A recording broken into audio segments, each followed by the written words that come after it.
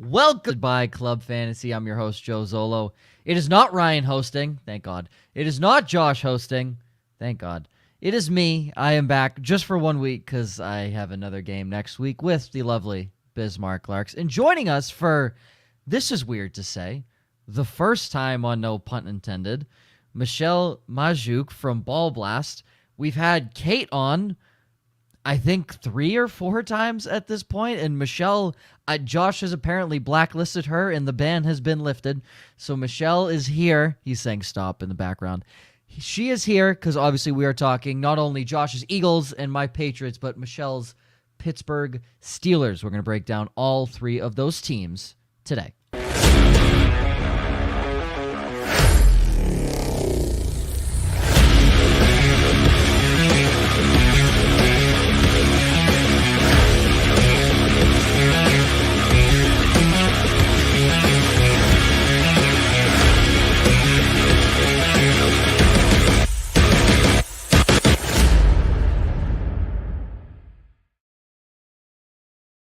Welcome into No Punt Intended, presented by Club Fantasy. I am your host, Joe Zolo. Joining me as always, Joshua Hudson, Ryan Weesey.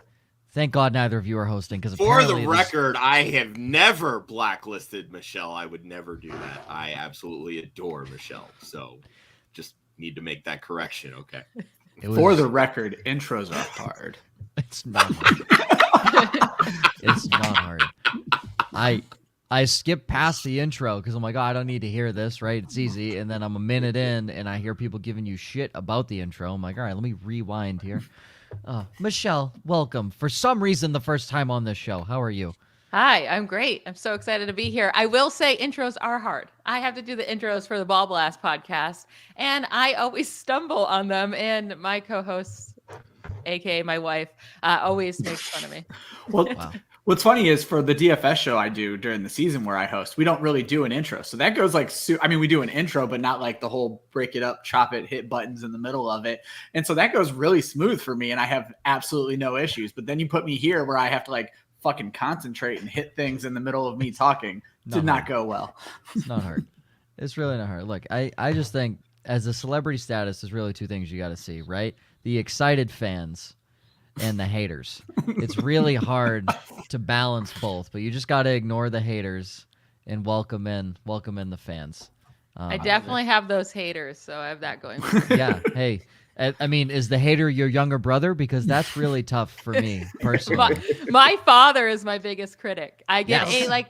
a page-long text review from him after every episode of the podcast, and he's telling me what I was wrong about. And very rarely he gives me any credit of being like, yeah, I'm on page with you. So my dad is my biggest critic. So you were prepared for the Twitter shit that you catch repeatedly. Oh, yeah. Early Nobody in life. can hurt me. My father. Nobody it. can hurt me. Michelle, I am offended to be your father after listening to this latest podcast. How could you say X, Y, and Z about Team A? I imagine that's the text message. Oh, yeah. It could be brutal. But He's it's like, written this guy's in like a bum. Old English. How dare you like him? Like, oh my awesome. goodness, Dad. Aggressive. Very aggressive. Anybody else have mommy daddy issues? Anybody? I was going to say. just Apparently, this is a therapy session today. Hi, Michelle. I'm not sure my parents know how to work YouTube, so it's working out great for me. Ryan, thank God, because it would have been real disappointing in your performance last week. So. Fair enough. Yeah. Okay.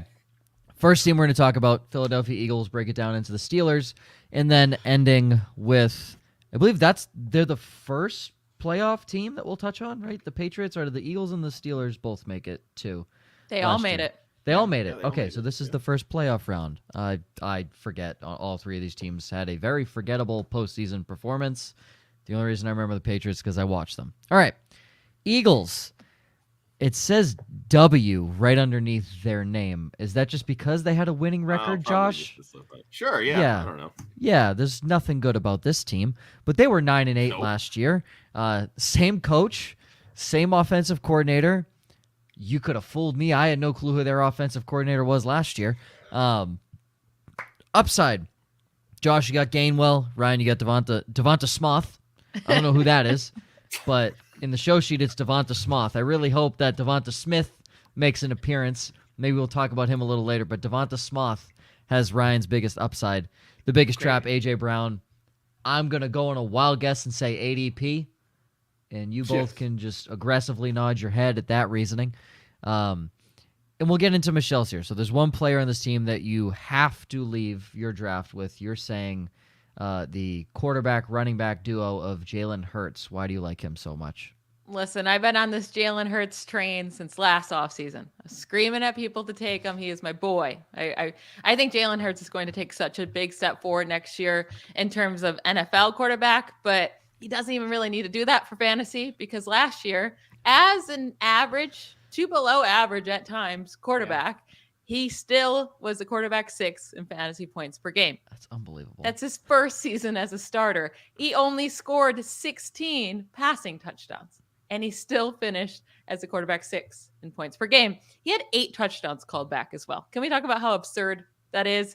When you go through the other quarterbacks of the Herberts, the Allens, the Tom Bradys, they all had 0 to 1 touchdowns called back last year. And Jalen Hurts had 8. Just absolutely wild. So you would expect his passing touchdowns to increase with A.J. Brown. Second year for Devonta Smith. Dallas Goedert is just a beast of a tight end when he's actually used. And his offensive line is truly one of the best in the league.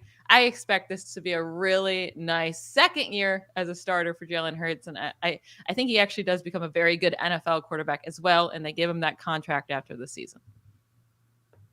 Michelle knows we're on the east side of Michelle. Pennsylvania, right? Not on the west side of Pennsylvania right now. I just want to make sure we're talking about the same team here, not the Steelers.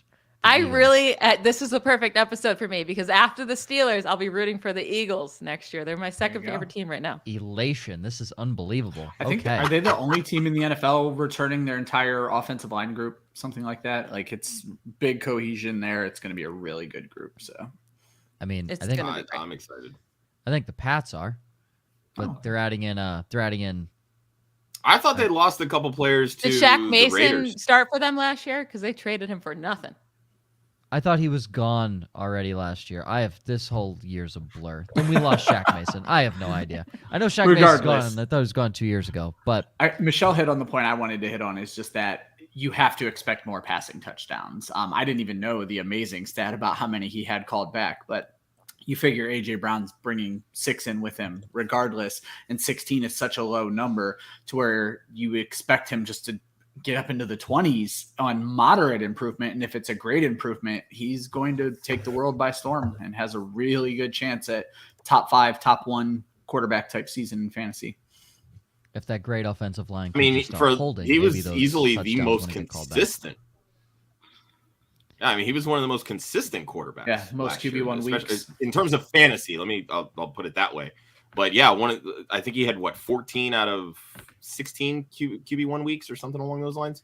Like his consistency as a QB1 was up there. And there was one point really deep into the year that he never scored fewer than 20 fantasy points. It just kept happening. He didn't have a super high ceiling from week to week, but his consistency was there. And with his rushing ability, there will be high ceiling games next season with a better supporting cast. And as long as he keeps doing all of Miles Sanders' touchdowns, he's gold. So there you go. Well, and he's one of the first guys with QB1 upside that you don't have to draft in the first 5 rounds because everybody else right now has that top 60 ADP, and he's just outside. He's 69th overall, QB 8 or QB 9. Nice.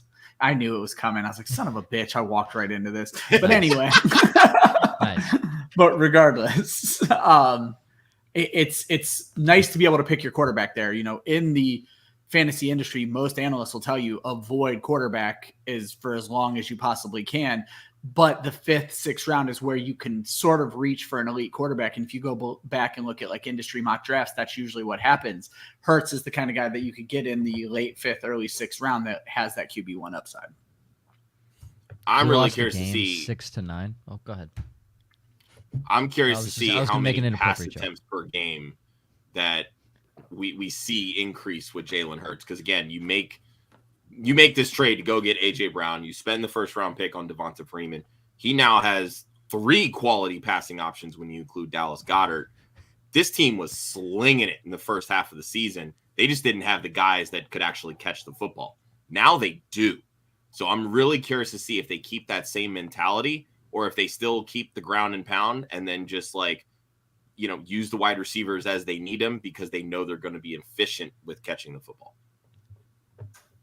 As a collective unit, we can't seem to get Devonta Smith's name correct tonight because Josh just called him Devonta Freeman, who has not garnered a first-round pick since 2014.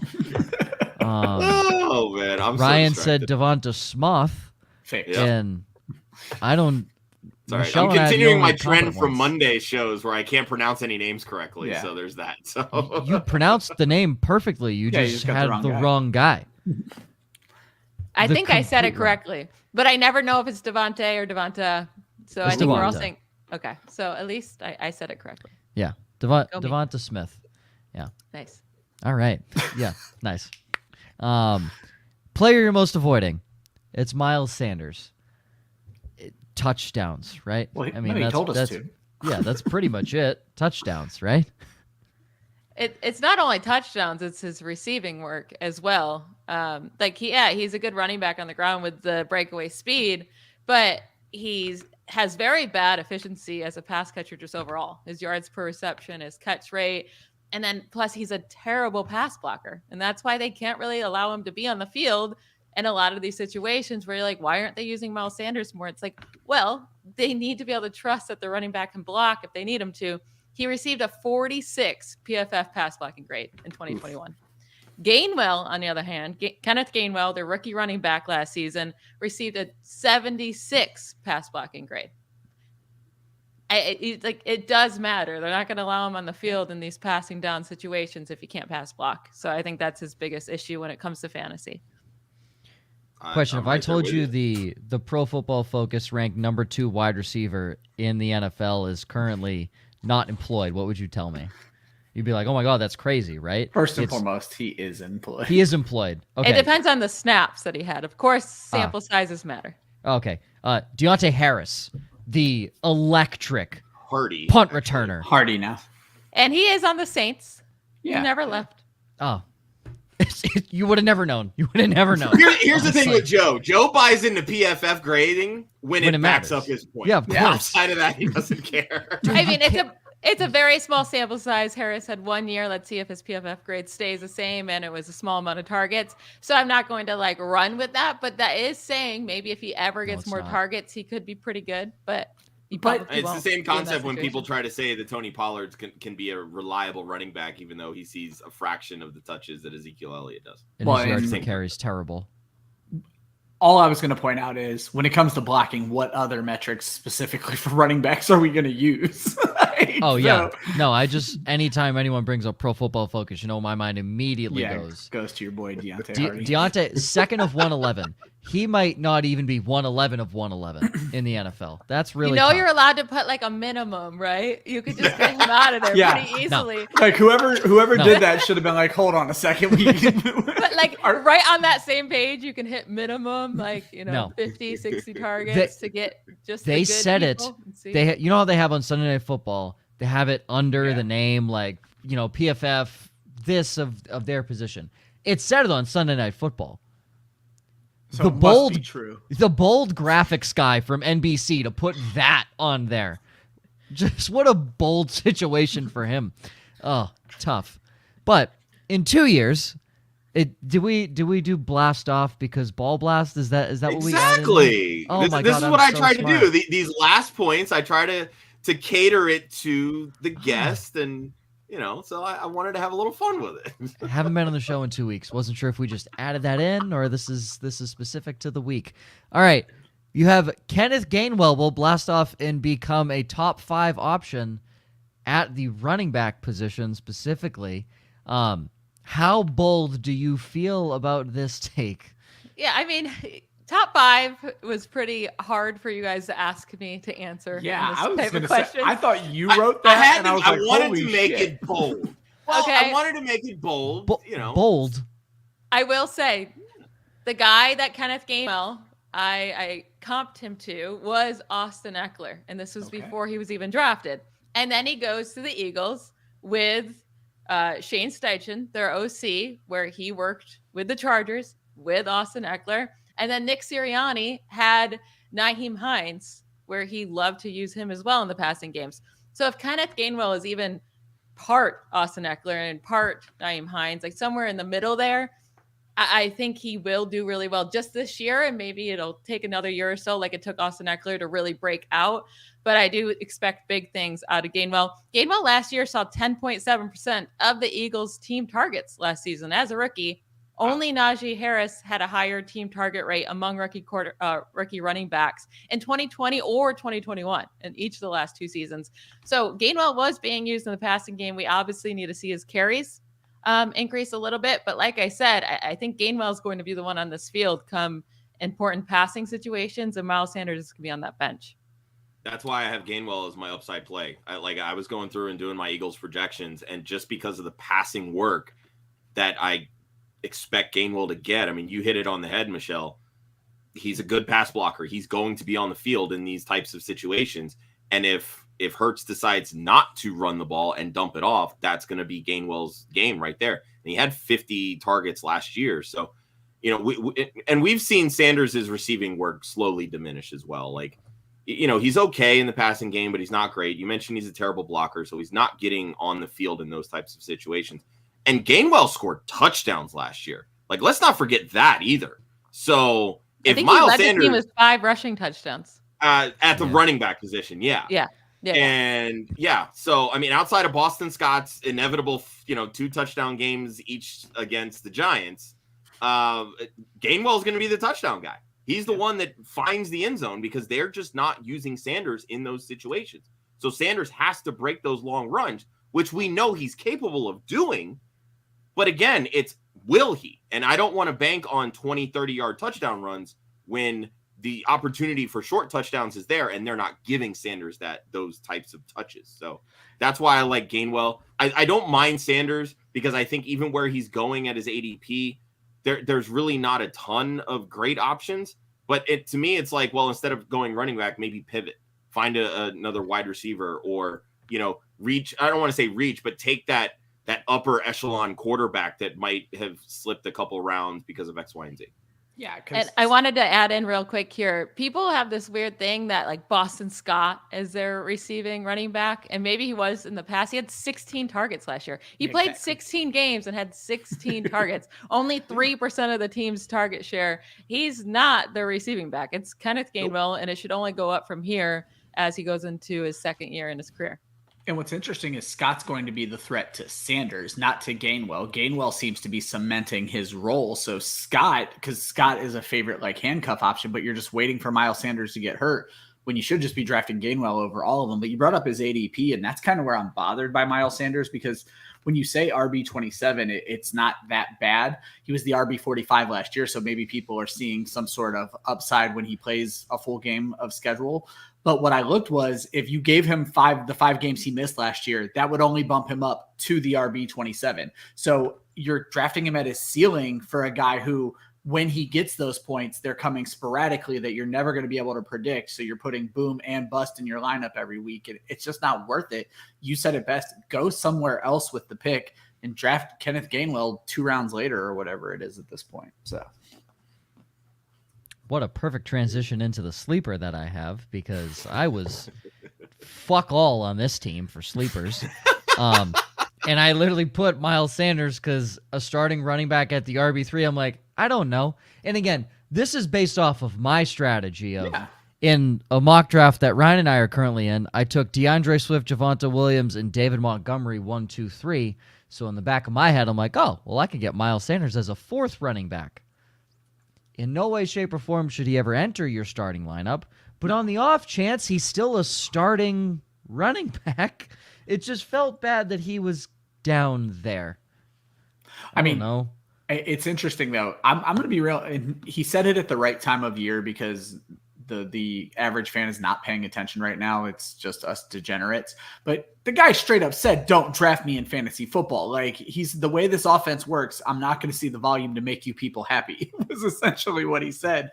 And if he said that August 25th, I would have been real interested to see what happened to his ADP. But as of right now, it's not going to do much of anything. But it's going to be interesting to see how many people think like Joe and say, he's the starting running back for the Philadelphia Eagles. Why not take him here? And does that steadily start to creep up to where you're drafting him past his ceiling, which is obviously far worse. So is anybody here, just before I absolutely destroy this strategy, is anybody a 0 RB person?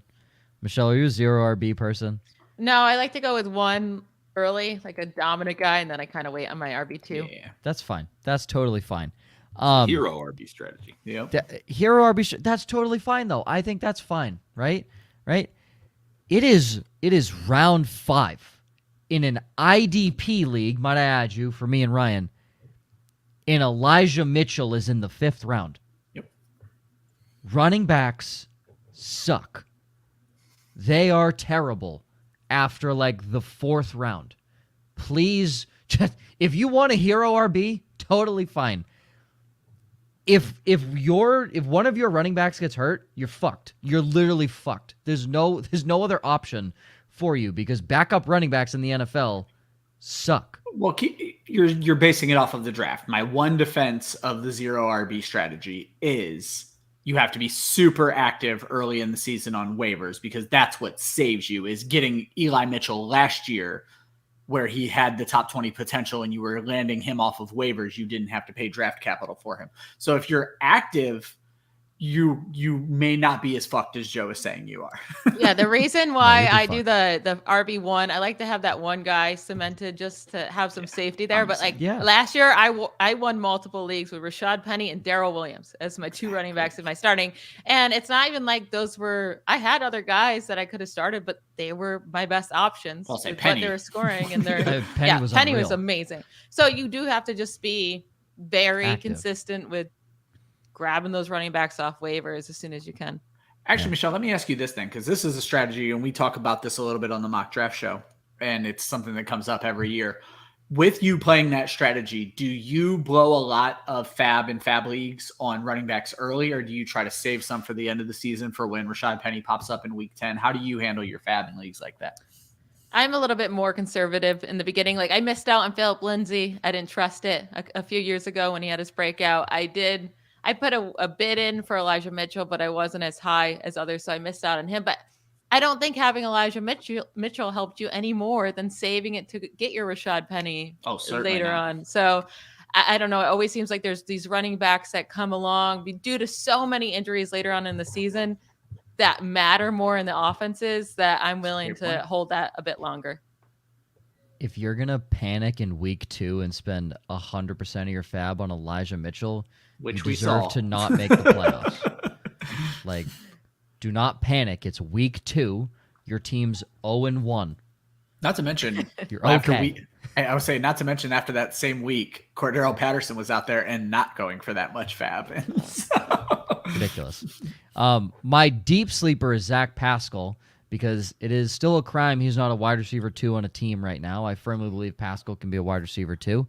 I was so excited when he went there, and then everything just went terribly for AJ Brown. Yeah. Hey, Quez Watkins might get hurt, maybe. He's not that good. We'll see. I mean, he's pretty electric getting down the field. Yeah, but he's not Zach Pascal. He's no Zach Pascal. When you think about it. Okay, I was going to say, we cannot argue Quez Watkins and Zach Pascal on this show. Eagles don't really have a sleeper. I think Kenneth Gainwell is probably your biggest 100%. Sleeper. Yeah. My IDP guy is Kazir White. He was a linebacker 11 last year on the Chargers. You don't know him. Oh, Ryan knows him. He can cover. He's also incredibly fast, and Alex Singleton in his position last year finished linebacker 20. So I think Kazir White is a later guy that you would be more than happy to grab. Ryan, don't take him from me in the mock draft. I promise you he was my next pick. Like, I've just been waiting this entire time. Yeah, that's why when you put him on here, I was like, are you kidding me? Dickhead. That's okay. I'm waiting. I have like 5 late round linebackers I'm going to take. All right. Well, you know what? This is why Ryan and I are really good at IDP. This is great. Okay. Pittsburgh Steelers 9-7-1. Yeah, ties. Hey, got him in the playoffs. That tie did, so. You're not wrong. Same head coach. Good old Mikey T. Same offensive coordinator. Oh, Canada. Who is this? I have no idea who this is. Matt Canada. Matt Canada. Oh, Canada. That's what we're calling him today, guys. Okay. Oh, Canada. Do you know Canada Day was July 1st? I only knew that because we had 2 Canadians on our team and they didn't shut up about it. So that was fun. Player with the most fantasy upside. We lost on the 4th of July, and I put the kid from Canada on the losing score graphic just to fuck with him. It was hilarious. It was hilarious. Oh, it was so funny. It was so funny. It was great. It was the American flag was in the background, so it was fine. Player with the most fantasy upside. Chase Claypool. Josh. Real bold of you to say that. Even bolder, Ryan says Mitchell Trubisky. He's the only one with a bad ADP. What a bold strategy, sir. I've never heard upside and Trubisky in the same sentence since the NFL draft. Their ADPs are very accurate for the Steelers. I guess. Very accurate. I guess. Biggest trap. Josh says the Muth, Pat Fryermuth, and Ryan correctly says Chase Claypool. So yeah. Yes. Wow, I am so glad when everyone just disagrees with Josh because it is just so heavily dumb. His ADP is not bad. It's wide receiver 44 according to Fantasy deserves Pros. to be. Yeah, his ADP is not bad. He's bad. That's the issue. Yes. He's bad. And you can agree with that. 2 straight years over 100 targets. So they threw the football 700 times with a broken man. What do you mean? They're not going to do that with Kenny Pickett. Well, I mean, it was either him or I agree.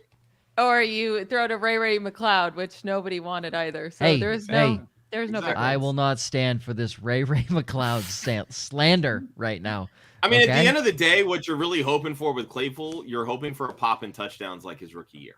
And at wide receiver 44, I think that's well worth the price to pay at that point. If he gets 8 touchdowns, he's going to end up being a wide receiver 3, and he's going to pay back his ADP. Oh, man. You know what I just realized? We haven't played my favorite game. Oh, jeez. We haven't even played my favorite game. Michelle, you don't even know the game because this is your first time. Yeah, it's a game we invented on this show. It's called Would You Rather. Brand new. You probably never played it before in your life. Albert, you are a great fan of the show.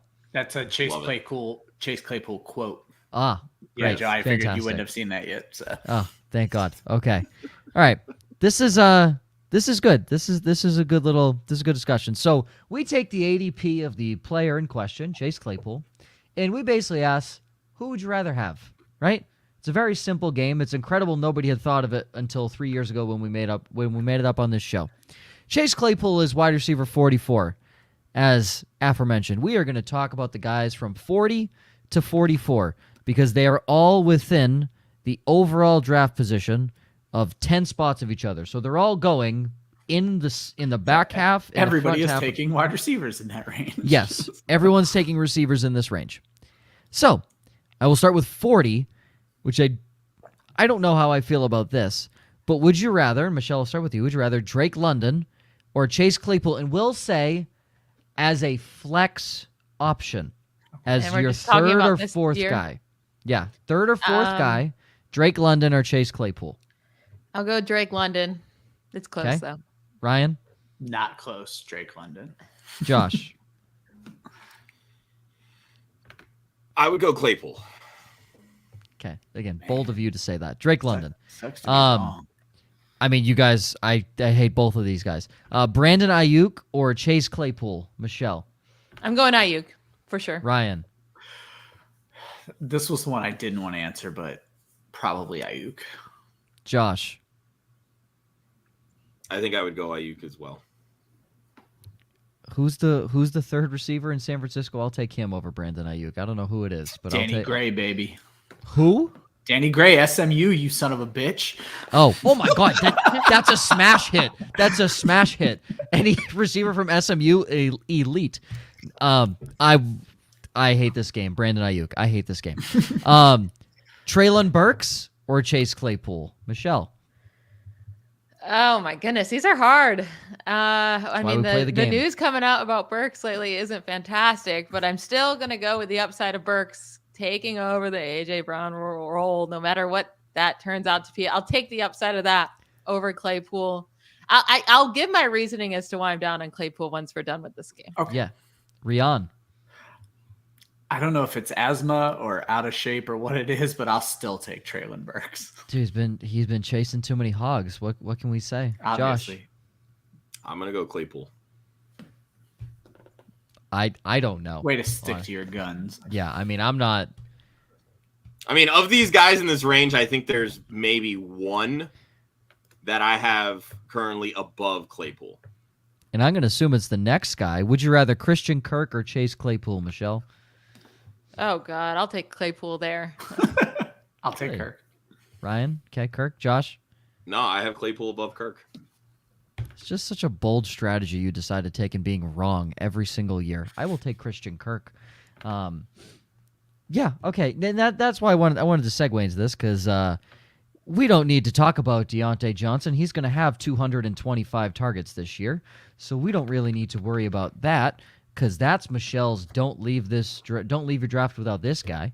And you've heard enough of Deontay Johnson the last 2.5 years on this podcast. You don't need to worry about that.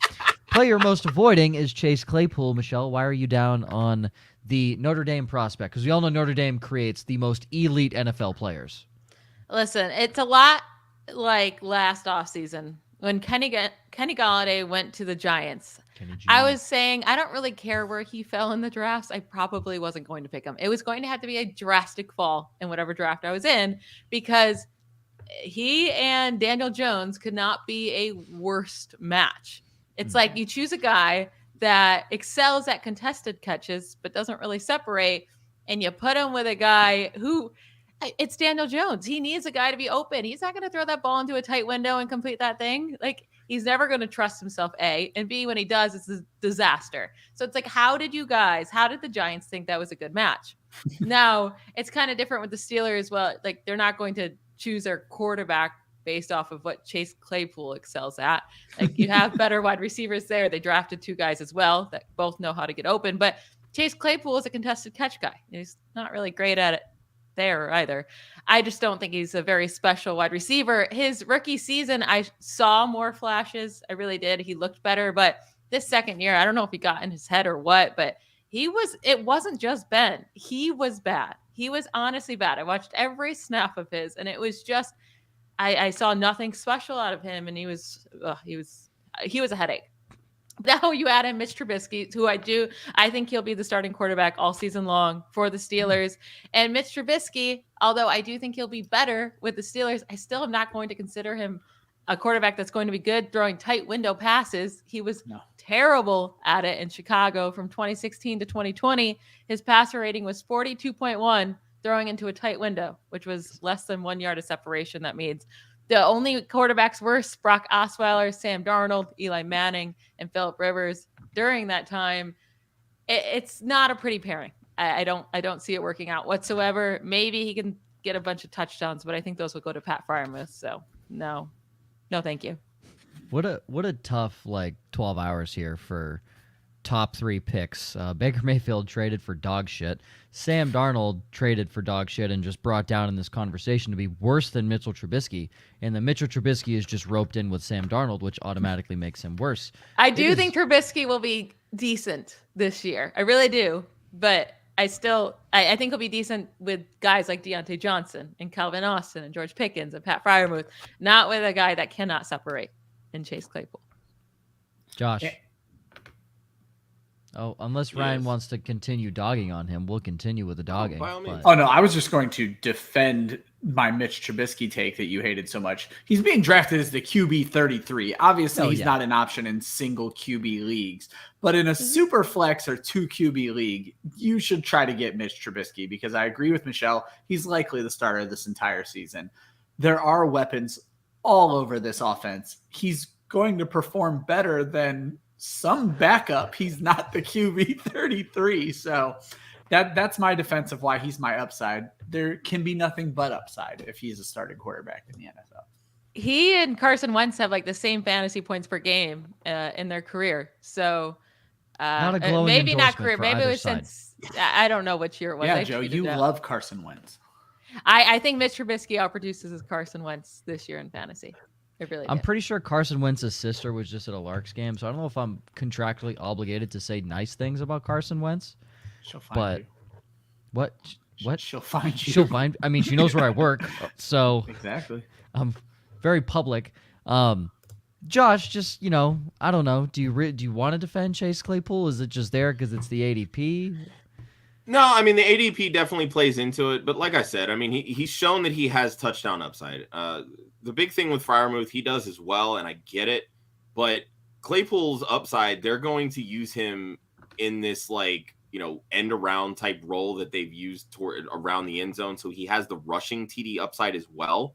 And anytime you can throw rushing touchdowns with a wide receiver, it's the same thing with a quarterback. That's going to elevate their floor in fantasy.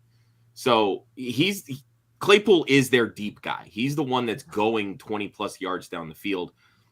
Trubisky's not the best deep ball thrower, but he has enough arm strength and he can get it down there. He's averaged over 15 yards per reception. That's what you want to see. I understand he's probably not the best contested catch guy, but again, if he's got the speed to outrun some of these guys, he may not have to actually contest as many catches as he would have with a weaker armed Big Ben at his age. Fair. I guess my issue is, we talk about his rookie year touchdown, but 4 of those touchdowns came in one game. And so you can't expect big bursts like that unless they're playing Philly every week. And so my concern is he averages. And he's lined up at the tight end position. Yeah. And so he's averaging about a touchdown every 3 games. So you maybe can bump him up to 5, 6 if you're lucky. That's only adding 3 touchdowns to his total last year. I don't see it. Yeah, and I mean, I do expect the targets to go down a little. I mean, obviously, this isn't going to be a team that's going to throw 600 pass attempts. They've done that 3 of the last 4 years. Trubisky's never averaged more than 34.4 pass attempts per game. 3 of those 4 years when they were over 600, they were well above 39 pass attempts per game.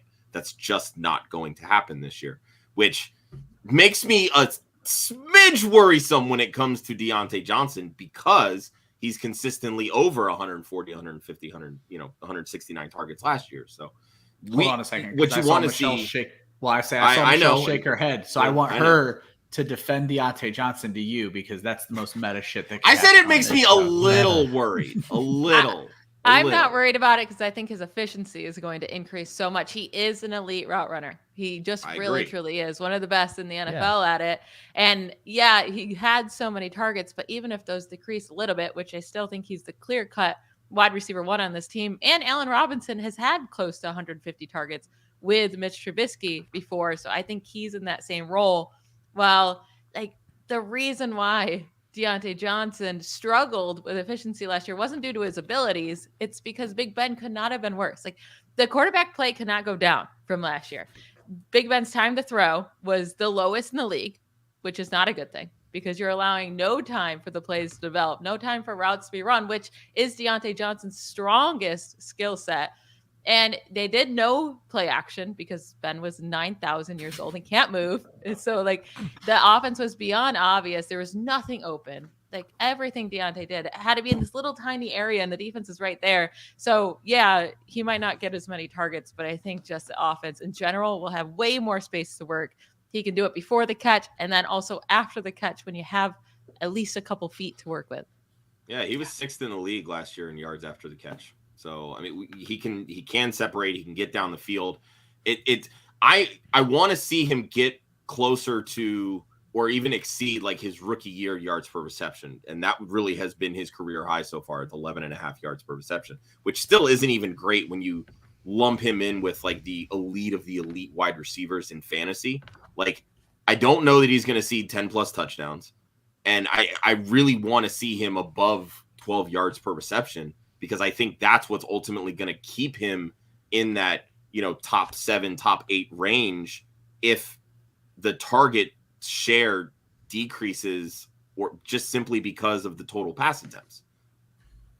Because for him to remember the game with Mason Rudolph, he then averaged 18 yards per reception. Yeah. I mean, it's such a small sample size, but he can could be the deep threat. He could be used anywhere on the field. So I agree with you. I need to see his yards per reception go up, even though the quarterback situation isn't great, but I need to see his yards per reception go up to 13 plus is what I really want to see. So I'm with you there. What's the Vegas line on over/under on drops for him? Because I'll fly there right now and smash the over because it's going over. He was fine. That was a 2020 thing. His drop rate was like lower than most of all of the elite wide receivers last year. His drop rate was actually pretty low compared to the rest of the league. I think he still had double-digit drops. No, not last year. Not last year? Okay. No. Well, that was the year before. And only people think that because it was his biggest drop game was in prime time. So then everyone just held on to it. It was like a 3-game span where he really sucked with drops. And then he had a 5.3% drop percentage last year. Rolo. I don't even know if that's good or not. It sounds bad. Well, he only had 6 drops compared to 14. Joe, you don't want to know who led the NFL in drops last year. It was Jamar Chase. Tied with Hunter Renfrow? Keenan Allen. Keenan Allen? Oh, interesting. Yeah. Interesting. Drops aren't concerned when it comes to fantasy football. It's like all the best fantasy football guys have like the highest drops. What was the number? 9. Oh, nobody had double digit? Really? Yeah, I mean, drops are such a arbitrary. That's interesting. Stat yeah, track, it's also it is also up to the stats person. Exactly. If it's a drop or not. Yeah, that is interesting. Okay. Real quick, 2 years, George Pickens, top 5. How bold is it? Go ahead. I mean, it's super bold, right? Yeah, Josh, what the fuck did you do to Michelle? I'm trying to compare it like with positions because top 10 at tight end is kind of blah. Top 10 at quarterback kind of blah. Well, you could have changed it per position, but I didn't know which positions you were gonna choose. I mean, I didn't really have any options here, right? Like Kenny Pickett and Mitch Trubisky are not going to be top 5 quarterbacks ever for fantasy. You don't know. Najee Harris already was, so I can't choose him. Deontay Johnson is too obvious. So it's like, try to go a little bit deeper here. Now, the thing with George Pickens is he could very likely be taking over the wide receiver 1 role for the Steelers come 2023. Deontay Johnson's due his contract. And from the latest rumors, it doesn't seem like he's going to get what he wants. So he could very likely walk next offseason. And then that wide receiver 1 role is completely open. And I've already discussed, I don't think Chase Claypool can be in that role, but George Pickens has the skill set to be a wide receiver 1 for a team and to be a really good one. If he can keep his head on straight and stay healthy. Do I honestly think he's going to be a top 5 wide receiver in this league anytime soon? No, but I do think top 12 could be in his career. And that's why he's my sleeper. Woo! There's nobody else to choose from, folks. I was going to say, do you actually like him this year? Because I have concerns for 2022. I just don't know that the pie is going to be big enough unless he puts Claypool out of a job right away. So that's why I was interested to hear your story on that. So yeah, here's my bullet note. He has to be the sleeper by default. Najee and Deontay Harris go where they should go, which is inside of the top 12 and in the first few rounds. Chase Claypool is a walking pile of dog shit and can't play football. So, yeah, it's not Benny Snell. I don't know what you want from me here. I don't think Pickens goes off this year, but I would not be shocked if he runs Chase Claypool out of a job. He definitely could. Let me tell you how much tape I've watched on George Pickens. A full whatever they played on the highlight reel when he was drafted. That's about how much of George Pickens I've watched. And that's all I need to watch because he went to Georgia and not Notre Dame. That's all I give a shit about. You physically cannot name me one good skill position player to come out of Notre Dame since fucking Joe Montana, right? Who was that who played with Rudy? Montana? You literally can't name a single one. You can't name a single one, dude. You can't.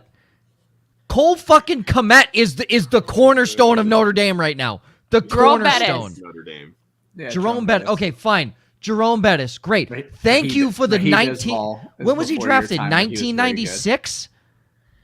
Yeah, I don't know. It's like, okay. You know what? Congratulations, Notre Dame. The last time you produced an NFL player was when the Cowboys were actually relevant. They produced good defenders. Didn't Harrison Smith go there? That's what I'm saying. Good skill position players. I'm not worried about the fat guys. I'm not worried about the safeties. Harrison Smith is not fat. Okay. No, I said safeties. Okay. Let me finish my sentence. No, Harrison Smith should go down This might be bold. He should go down as one of the best, if not the best, safeties of his generation. That might be bold. Okay, I got one for you. I got a Notre Dame skill player. Ooh, okay. Golden Tate. I love Golden Tate. I love Golden Tate. I can't hate on Golden Tate. I think Golden Tate's incredible. There you go. Chase Claypool, next Golden Tate. Not even close. Joe first. Not even close. Dude, that's not even in the same class. Oh, and Carrington says Manti Te'o. Don't forget about that great product. Notre Dame is a joke. His girlfriend was better. Oh. Yeah. Girlfriend's about as good as Chase Claypool. My IDP stash is Miles Jack. I don't know because my top bullet point says he's never had guys like Cam Hayward and TJ Watt in front of him, which basically means he's never had anybody to take attention away from him like those two guys will. Hayward is older, but still, I'm pretty sure he finished as like a top 5 defensive lineman in fantasy football last year. It's kind of nuts. He's fantastic. Larry Ogunjobi is also not a slouch. He will also their entire front four that's going to be constantly rushing the passer is going to take up so much of the offensive line's attention that I like that frees up Miles Jack. My worry is he's also playing with Devin Bush and Alex Highsmith. Bush is faster than Miles Jack and could steal his tackles. Jack will play in the middle, and Bush will probably play weak side. I don't know. I think Miles Jack has the most upside out of the obvious TJ Watts and Cam Hayward. You don't think it's Alex Highsmith? I don't. I just Miles Jack has been consistently a very underrated linebacker. He will miss tackles like 100%. He gets overexcited, blows past his assignment sometimes because he doesn't break down. But he now goes to a team with very good defensive pedigree in their recent and very long history as well. So I think there should be something there. And I think him playing the middle should help. If they move him to weak side, that scares me. Whoever plays the middle is probably the linebacker to go and get. This is more of a, if you're playing in a one linebacker league or a one IDP league, you're not drafting Miles Jack at all. But you're probably going to pick him as your backup if you really just want to punt on the position because there are a lot of good linebackers, and I think Jack, just overall, you're going to play in a division with 3 really freaking good offenses. Yeah. And you're going to see Lamar Jackson twice a year. You're going to see Joe Mixon twice a year. You'll see a mobile, maybe Deshaun Watson twice a year. If not, you're going to see Chubb and Kareem Hunt. Like, there's going to be a lot of tackles to be made. A lot of ground and pound for him to take advantage of. And he's going to have nobody blocking him because there's going to be 2 guys on TJ Watt. They're going to need help on Cam Hayward, and ultimately Ogunjobi will probably be one-on-one at that point. So that leaves nobody. I mean, it leaves him up against a running back or a tight end, and I would take Miles Jack in that matchup. Anybody before we move on? Yeah, you're right. Why is everybody defense? Come on, no. Oh, well, Josh, no one cares. Also, you say I'm fucking with a Magdziuk's time. I gave her the most time on the Steelers. Okay, that's fair. What do you mean? I just meant that she's going to miss out on an entire team because you're rambling about Miles Jack. I gave her the most time on the Steelers. Jeez. The Patriots suck anyways. Dude, facts. Oh my God. Have you seen our receiving core? We could all start on that team. All right. This is painful to say. Our first double-digit win team of 2021. That's painful to say. The New England Patriots. It only took months. It only took months. Same coach. That guy. Been there a while. Yeah. New offensive. They don't have an offensive coordinator. Nope. It's just what a strategy. It goes to show how much Josh McDaniels really fucking did for this team. He didn't make the offense. He just called really shitty plays for the offense. Play with the most fantasy upside. Josh, you have Ramondre Stevenson. Ryan, you have Jacoby Myers. I put a stamp of approval on both of those guys. Biggest draft, Josh, you have Damian Harris. I'm going to assume for the fantasy upside. Ryan, I'm sorry, not fantasy upside. The receiving upside. Fantasy upside. Ryan, you also say Damian Harris. He won't repeat, but his RB 28 ADP still makes him a value. Said that. There's no real trap, but if you go into Damian Harris thinking you're going to get what you got last year, you're probably going to be disappointed. But you're not drafting him like that, so who gives a shit? Yeah, you're drafting him to probably be your third guy. Maybe your number two if you're hero RB, or you just like to wait on RBs for a little bit. Michelle, there's one player you have to leave your draft with. Well, damn, it is Damian Harris. To be fair, there's nobody I need to leave my draft with from the Patriots. Michelle. But I had to answer the question. That's why I start this question with if. Yeah. We should have spent more time on the Steelers. So no, but if I have to take a Patriots guy, it would be Damian Harris. I mean, no, do I expect him to get 15 rushing touchdowns? No, but 100%. He should still be the guy near the goal line. So and I don't think this offense is going to be bad overall. I just think there's too many guys that are meh, and they'll all get their snaps, and they'll all get their yards and their targets and the carries. But they'll still score points. Mac Jones, I actually really like him as a quarterback, not for fantasy, but NFL quarterback. So I still think 10 rushing touchdowns is very doable. Now we know he's not going to get receiving work, but I do have him getting 250 rush attempts. He's good on the ground, and you put that with 10 touchdowns. That's a very viable RB2. Now later RB2, but he is kind of perfect if you go with a guy with high upside like Austin Eckler as your RB1 in round 1, and then you take a bunch of wide receivers, or maybe grab your quarterback or your tight end somewhere in there, and then grab Damian Harris as RB2. Is he going to win you any games? No, not really. Yes. But he will be consistent. And he was an RB2 in 53% of his games, or RB2 or RB1 in 66% of his games. So I'm fine with him as an RB2. Just, put in other guys around him with higher upside, and you'll be fine. What's funny is I was going back through and looking. Someone had put out their tweet about their best ball exposure on Underdog right now.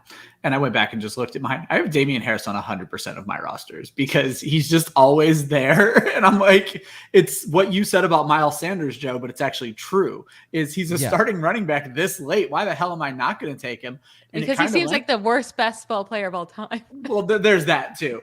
But I do tend to lean not so much hero running back, but definitely not as in a typical redraft league, I go heavy on running back.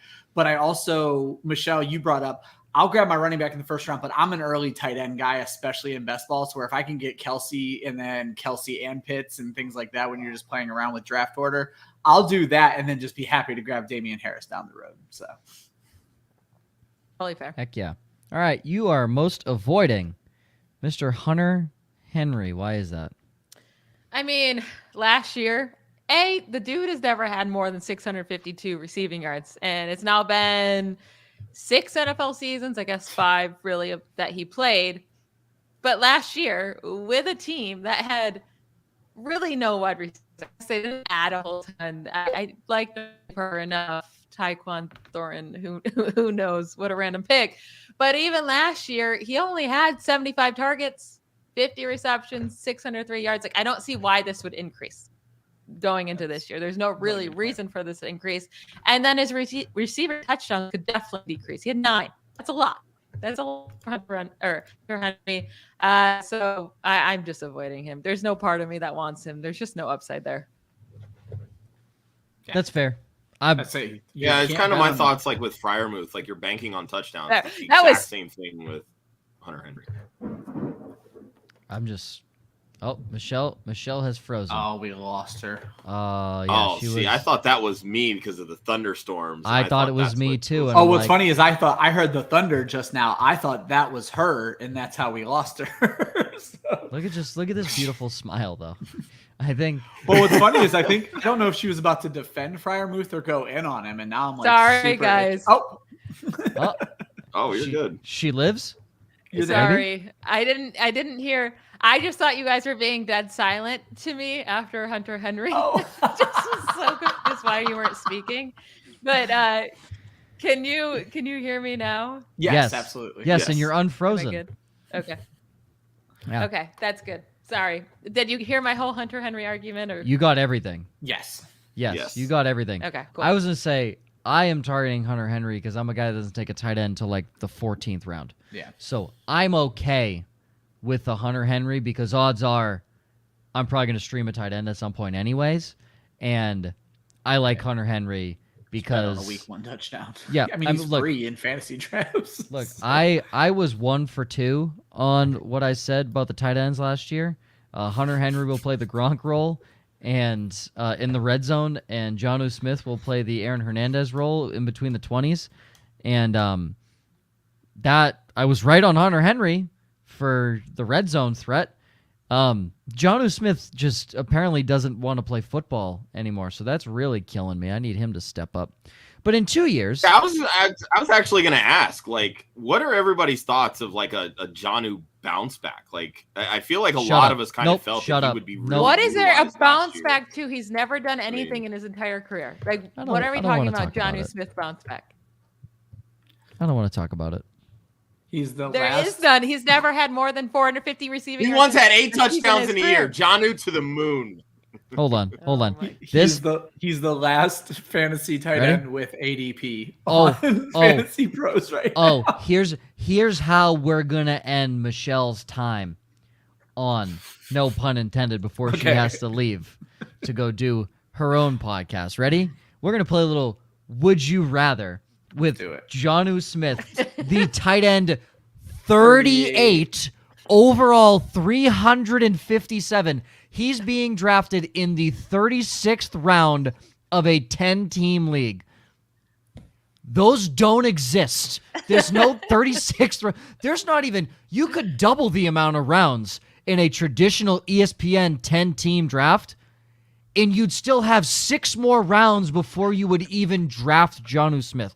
This is where we're at with this guy, and I'm very excited. Okay, here we go. Would you rather Jonnu Smith or, and I cannot stress this enough, a guy being drafted 5 rounds ahead of him, but this is the closest comparison we have. Would you rather Ricky Seals-Jones of the New York Giants or Jonnu Smith? This is a real question, Michelle. Ricky Seals-Jones. That is unbelievable. Ryan. Ricky Seals-Jones. Josh. Ricky Seals-Jones. It's got, guys, come on. I mean, Jonnu Smith. It has to be Jonnu Smith. Would you rather Tyler Conklin of the New York Jets or Jonnu Smith? Michelle. Tyler Conklin. He's leading right now. He's going to be starting over CJ Uzomah. Ryan. Give me Conklin. Josh. Yeah, I think I would take Conklin too. I will cede Conklin in this argument. I will cede Conklin. Now, this fucking guy, I have no clue who this is. Would you rather Jonnu Smith or Greg Dulcich of the Denver Broncos? He's their rookie, 2nd-round rookie, but you wouldn't think he's going to get too much playing time.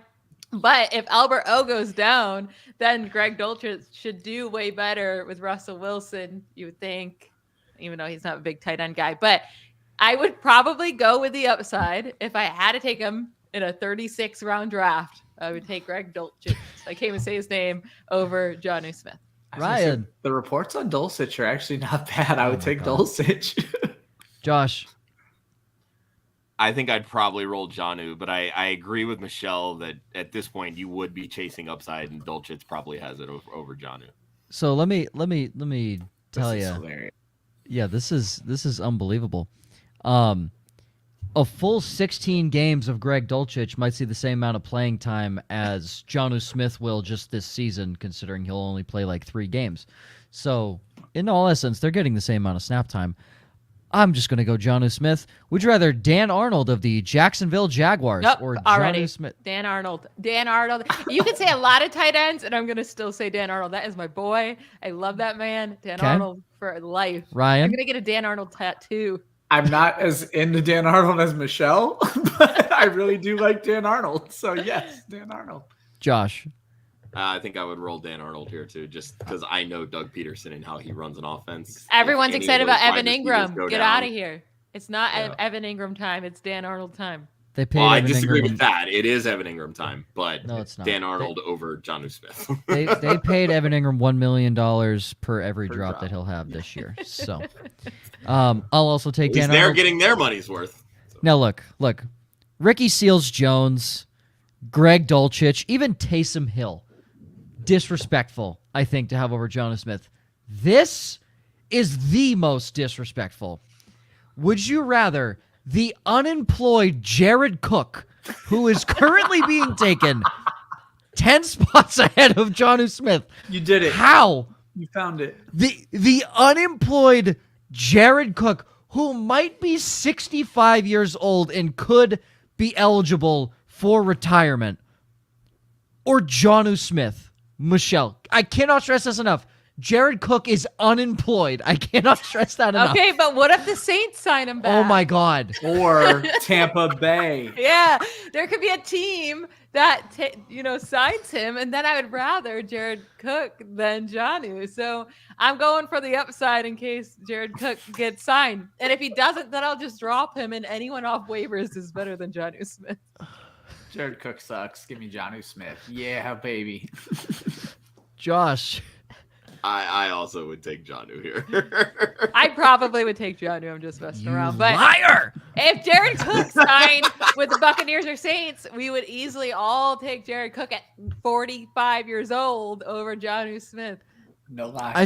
I think it's just so disrespectful. He's unemployed and still being taken before Jonnu Smith. I mean, Gronk's being taken in front of a lot of people. He was all by himself at tight end in Tennessee, and he still couldn't put up over 450 receiving yards. Now he has Hunter Henry. Oh my goodness. I keep putting Hunter Renfrow and Hunter Henry together. Now he has Henry in front of him.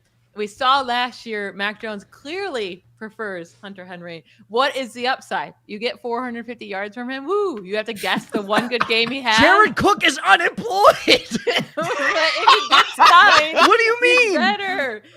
What's the difference? The upside, Michelle. Let me tell you the upside. He has a job. He has a fucking job. Maybe not for long. You never know. You don't know how long. Would you be surprised if Jonnu Smith? Well, I don't know what his contract looks like. I know it was pretty big. I was gonna say I think he's pretty well locked in. It's like 4 years, $56 million. Right, he's locked in. They better hope there's an out. Yeah. He'll have a job. Oh well. On that note, I know the lasting impression of this show is that Michelle would rather an unemployed Jared Cook over Jonnu Smith, and I think that's what we're gonna remember for all times. Michelle, thank you for coming on. We appreciate you. This is fun. Any last words before you depart us, before we wrap up here? Yeah, thanks so much for having me. If you enjoyed my content, you can find my podcast along with my wife, Kate Magdziuk, and our co-host, Jake Trowbridge. We have a fantasy football podcast called BallBlast Fantasy Football Podcast. BallBlast is one word. If you type in 2 into Google, weird things come up.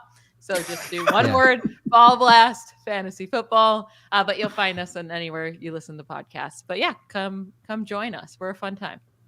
Yeah. And if you want to give her shit on Twitter, you can't hurt her. So feel free. Literally. My Twitter handle is right here, BallBlast him. BallBlast him. Yeah. That was my favorite part of the show. 3 of the least entertaining people in the fantasy sports industry. Oh my God, whatever. The Magdziuks and Jake Trowbridge. You just really couldn't get any less funny than the 3 of them. When you think about it, it just can't get worse. It helps when we get some alcohol in us. That's for sure. Oh, I bet. Yes, I'm sure. Michelle, thank you very much. As witnessed by the Expo last year, I agree with that sentiment. Yeah. Yeah, I mean, I had far too many drinks at the Expo. We all did, trust me. Michelle, have a wonderful night. Thank you, Michelle. It was fantastic. We'll see you in Canton. See you later. Bye. Oh my God, that was so much fun. Great show. Fuck Jonnu Smith. Yeah, fuck Jonnu Smith. All right, let's wrap up here. The 2 years, Michelle has Ramondre Stevenson or Pierre Strong Jr. I can probably piggyback off of those two. Ramondre Stevenson is my sleeper. I think I honestly don't take Damian Harris. Take the guy going 10 spots later in Ramondre Stevenson. I like him a lot. And this is what I find really interesting. Damian Harris isn't much of a receiving back. Ramondre Stevenson, when it came, has a higher receiving grade than Ramondre Stevenson. That's crazy. I'm really curious. Yeah, really curious to see how these two work, because I feel like the third back on the depth chart is ultimately going to be their receiving guy. But Ramondre Stevenson had the 7th highest elusive rating per Pro Football Focus. He was top 15 in yards per contact per attempt, or yards after contact per attempt. The guy is a truck, and really is a better pure runner than Damian Harris. And I think it's pretty telling that Damian's now entering his contract year, and they spent a draft pick on Pierre Strong before giving him a contract extension. We could very well see Stevenson ascending to that top spot, not only this year, but then taking it next year. So the Pierre Strong pick doesn't surprise me because I read background on him. He's going to replace James White. Exactly. That's what he's going to do. And the camp reports are all over that right now, that he's learning from White and that he could end up supplanting him this year already. And you want to know what Belichick did in the 4th round of 2014? He took James White. Yeah. So it's unsurprising that's exactly what's happening. I would not be surprised if they let Harris walk and just keep Stevenson, because Stevenson will have 2 more years being a 4th round pick. Obviously, Harris, like you said, in a contract year. I think Stevenson is the better runner. I think he offers more versatility. I think Damian Harris is a good receiver and he's good in open space, but Stevenson's hands, for some reason, like, they spread him out wide. He doesn't look like a guy that you would spread out wide, but he's elusive as hell, incredible in open space, and I mean, McDaniel said it best. His feet are incredible. He is so quick and glides off people. I think he's the goal line guy, honestly. And they could put either of them on the goal line, but I think he's the goal line guy. And that's why you can't bank on those 15 touchdowns again. So exactly. And also, Stevenson did get hurt last year, but Damian Harris, history of injury throughout his whole career. I haven't went and looked at the game comps, but he also had that early fumble, which tends to get you in the Belichick doghouse. So I imagine he was recovering from that too. So. It was week 1. He fumbled week 1, first game of his rookie year. Yeah. He didn't play again until week 5. Yeah, he didn't play again until week 5, which is benched until week 5. Which is, again, unsurprising of Bill Belichick. But now, obviously, he has the year under his belt, and he's shown, hey, Bill, I'm pretty freaking good at my job. And I don't know if it was injury, but he fumbled again in week 15 and was benched for week 16. Again, that could be injury, but regardless, clearly, and you've kind of already said this, as a rookie, you have no leash. Now he's going to at least have a smaller leash where he's not going to be completely healthy scratch. And half of Stevenson's games, he had over a 72 pass block grade. Wow. So he's actually he's a fantastic pass blocker as well as a running back. So these are definitely things to consider when you're thinking about taking Harris in the top 30 at ADP versus Harris can block too, though. Well, I was going to say, and on that team, no, absolutely. And we talked about it going into when Harris was drafted. I think this was before we added Ryan to the show. Harris is a good back, but he doesn't do anything exceptionally well. He's just good. That's it. Stevenson, I think, has the potential to be great. Mm-hmm. See, I don't know him that well. The one thing I was going to point out is I'm wondering, so you mentioned how great of a pass blocker he was. I'm wondering if the big target volume we've seen out of Jacoby Myers is the absence of James White, because normally in those passing downs, it would be James White out there who is a very proficient pass catcher. So some of those targets would have went his way, where now it's Stevenson who's not as proficient. So he's actually staying in and blocking and not releasing, thus Jacoby Myers. White would block and release. Yeah, exactly. What I'm saying is Stevenson isn't. He's just blocking. I'm wondering if that's the case. Sure. You would know better than I. Yeah, the offense did change, obviously, without James White being in there, but they would spread James White out opposite whoever was the other receiver, and that's where Stevenson would line up, so Stevenson seemed to be playing that role. So they were doing a lot of it. They would spread Jakob Johnson out there, too. Lord knows why. But they would do that with Stevenson. I think they're going to do that with Pierre Strong this year if James White's still on the team. Yeah, they brought him back. Like he took money to be on this team. So Patriot for life. He'll retire a Patriot. Yeah. But the Jacoby Myers getting more targets, that doesn't bother me at all. You have Mac Jones, 1 season under his belt. Julian Edelman and James White coexisted on the same team, and they were both. James White was an RB8 one year, and in the same year, I'm pretty sure Edelman was a top 15 receiver in PPR. Yeah. They can coexist on the same team. The only downside, like the taking away touchdowns from the tight ends, would be the biggest worry there, and they didn't really have a great running back that year, like on the ground. But I love Stevenson. I like Stevenson a lot. I think he could honestly probably sneak into the RB2, and he's not even being drafted as a flex option right now. IDP stash. This is in a tackle-heavy and pressure-heavy league. Christian Barmore was ridiculous the second half of last year. His stats don't really show it, but in terms of quarterback pressures and disruption, he was unbelievable. He was filling gaps. He was getting in the backfield. He was doing everything he should do. And it's not surprising he was a second-round big guy from Alabama. Bill does a really good job of hitting on second-round defensive players as long as they don't play in the secondary. Drafted Jamie Collins, was a fantastic option for them while he was here. Donta Hightower was a back end of the first round. Christian Barmore was an early second round. He does well with these big guys in these beginning rounds or so. Are they going to bring Hightower back, Joe? I need to know. I have him on a league right now. Did they bring Hightower back? They haven't yet. I'm asking you if they're going to. No, Hightower should retire. He has had too many injuries. I don't think they bring him back. But yeah, they brought in Mac Wilson. They traded for him. Now, granted, that's strong side linebacker. And Hightower normally played weak side, even though they have Judon listed there. They brought in Raekwon McMillan and Mac Wilson. I don't think Hightower's coming back. I have him on a 40-man roster full IDP league, and I'm just trying to decide if I should cut him or not. I would cut him. He's done. Even if he's not done, he'll get injured 2 games in. If they bring him back, it's a legacy thing. He won't. There's no reason to keep him. Cool. But I love Barmore. Honestly, it's going to be another second round guy in the front 7 that Bill will hit on. Kyle Duggar is also a guy, but every IDP guy, when they focus on the Patriots, have been talking about Kyle Duggar, and I don't want to beat the same drum because Kyle Duggar lines up as the safety linebacker position that Patrick Chung lined up in, and he does it better than Patrick Chung because it can actually cover, and he has better hands, so I didn't want to focus on him. I don't want to focus on Judon. These are guys everybody focuses on. No one's going to tell you about Christian Barmore. In its very specific leagues, no one will tell you about him. If you need a nose tackle, specifically, Christian Barmore should be probably at the top of your list. I was going to say, he would only be someone you're looking at in a D-tackle league, in a D-tackle or a nose tackle position. On the defensive line, if you're in a pressure-heavy or tackle-heavy league, Christian Barmore is a great option if you're in a deeper league. But yes, in D-tackle specific leagues, Christian Barmore, it should be a guy you look at. He's learning from Lawrence Guy. They brought in Devon Godshaw last year, and Devon Godshaw has not seen the field because Christian Barmore is that good. Yeah, no playing time at all. I love Christian Barmore. I think he's going to be great. All right.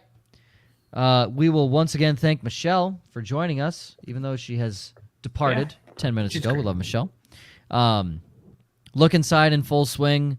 There are a lot of player features, friends. I'm not going to go through all of them, but the most recent one, Najee Harris of the Pittsburgh Steelers, you can go check that out. And then Devonta Smith. Great write-up by Austin, by the way. Yeah, fantastic. Haven't read it, but I just imagine it's amazing. Austin, it is. Let me tell you right now. Glowing endorsement. Yeah, Austin, let me tell you right now. That is nothing against you. That is the fact that I took the afternoon off today because I had not had a day off in like 30 days. So I was just. You're welcome. You're welcome. Austin, I don't even need to read it. I don't even need to read it to know how good you are, man. I don't even need to read it. You're so good. No, Austin's fantastic. By the way, Austin, my new co-host on Mock It Like It's Hot, moving forward from Monday. So, yeet.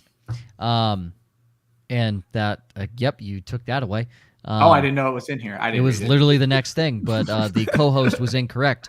So get ready for your 2022 fantasy drafts with Ryan and Austin by Mock Drafting. They had Tyler Hernandez of Dynasty Nerds on Monday's show. They did Best Ball mock drafts. If you want to check that out, new to Best Ball, go check that out. You can kind of get your feet wet. Next week, Joe is not ditching you. He has to celebrate the 150th anniversary of Bismarck, baby. Yeah. So, again, you're ditching us because you're not going to be here with us. So no, I'm not ditching you. I have to go celebrate my city's birthday. Bismarck, North Dakota. You're a true North Dakota, and I am proud to be from North Dakota. I am proud to live in this state that is the least visited and least tourist state in the entire nation. Second in oil production, which is why we have some of the lowest gas prices. $4.49 is still a lot, but let me tell you, nothing compared to California. Let me tell you. It has dropped 30 cents this week, and I am elated. You have no idea. And next week, we'll talk about the Raiders, Cardinals, and Cowboys. TBD joins the show. Back again. TBD. Love TBD. We love TBD. Always a good show. In Austin, yes, I have to, mostly because it's my job and there's a game. So I do have to do that. I am the on-field host. I can't exactly miss a game. I literally couldn't speak on Sunday night and had to go on vocal rest. So that was a lot of fun. Joe went on the IR. I went on the 12-hour IR. I literally didn't say a word. I didn't speak until game time. So best 12 hours of Maggie's life. Dude, she was asleep the whole time. I don't know what to tell you. She was asleep the whole time. Probably the first time she got a good rest. I get home at midnight, dude. I get home at midnight. But we're gonna end the show with a special raffle giveaway in honor of Pride Month coming to a close. This is the first show after we have ended Pride Month. Yep. At Club Fantasy, we want to show our love to the LGBTQ plus community. You forgot the plus there, Joshua. We're raffling off a signed J.K. Dobbins Revons jersey. In the last week, we raised $345. And Josh, who is the winner? Oh, the ever so lucky spin to win. We gave a fan free LASIK, and we used one of these spin wheels, and it gave me PTSD just a tiny little bit. So I couldn't read the number on the scoreboard. I'm like, what? I'm like, scoreboard operator, please help me. No way. Kelly was so close. To Ariel Kelly. Mondlock. Ariel. That would be at Trash Sandwiches on Twitter. Ariel, Trash Sandwiches? So yes. What a name. She's a good follow on Twitter. She's a lot of fun. She writes with our friends over at In Between Media. Ariel, thank you so much for your donations. And we will definitely be in touch because I am sending you a signed J.K. Dobbins Ravens jersey. You're funny. Okay, that's a great name. That's a fantastic name. Trash Sandwiches. That's such a good name. I immediately thought of the Rocket City Trash Pandas, the minor league baseball team. Yeah. I immediately went to there. So Trash Sandwiches, great name. Winner Ariel, congratulations and thank you to everybody that donated all of that. We'll be going to the Trevor Project, correct, Josh? Mm-hmm. Fantastic. I'll be going to the Trevor Project. Sorry. All right. My internet's really not great with these thunderstorms. So just roll it out of here. Yeah, we're fine. You know, if you lived in the beautiful state of North Dakota, you wouldn't have to worry about these Floridian thunderstorms. Beautiful, sunny, and 75. Then I'd be in a parka 365 days a year, and I ain't about all that. So because it's 75 and sunny. All right. For the one Hudsonian, the Fantasy 5, and myself at Joe_Zolo. You can follow Club Fantasy on Facebook, Twitter, and Instagram at Club Fantasy FFL. The URL is clubfantasyffl.com. Always remember, defense wins championships. Offense wins fantasy football. We will see you next week as we cover the Raiders, Cardinals, and Cowboys. Without me, TBD will be replacing me as the extra person. Let's pray to God Josh or Ryan figures out how to host within the next 7 days, and we'll all have a good time. Thank you, everyone. We'll see you next week.